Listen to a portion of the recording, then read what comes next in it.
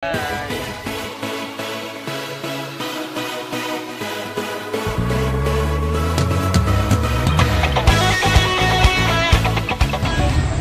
question, ano ang favorite line mo ni Mama?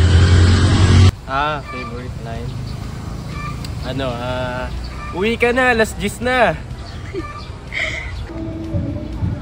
Pag nawala ako, kawawa kayo. Mag-refill ng tubig. Araw-araw na kayo umaalis? Ayan! Kala mo artista, mga ganun. Titan, bumili ka nga tayo. Tara na, kakain na, or luto na yung pagkain. Maging mabait po. Ano ang best advice sa'yo ni Mama? Pinaka best.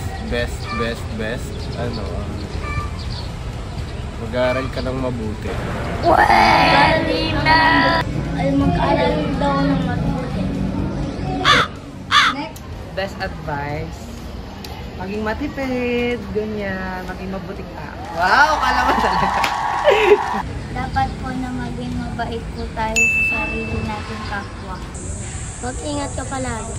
Ang pinaka-best advice palagi sa akin ni Mama is like yung lagi mo lang susundin kung ano yung gusto mo. Always choose to be happy. Don't put pressure to yourself. Like, kung ano lang yung gusto mong gawin sa buhay, just follow your heart and the will of the Lord. And magpatuloy ka lang sa pangarap. Siguro more on encouragement. Lagi niya sinasabi, ikaw pa, kayang-kaya mo yan. Lastly, ano ang mensahe mo kay Mama? My message to my mom, I'm happy that I'm serving the Lord with my mom. Ayan. At, ayan, I pray that hanggang finish line makasama ko si Mama in serving God.